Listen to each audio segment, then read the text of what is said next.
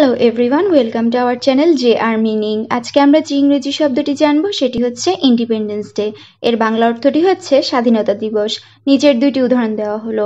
প্রথম উদাহরণটি হচ্ছে India celebrates its independence day on August 15 every year.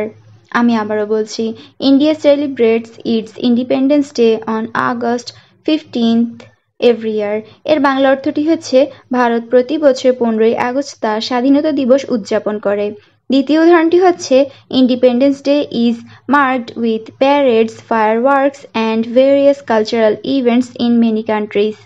আমি আবারও বলছি, independence day is marked with parades, fireworks and various cultural events in many countries।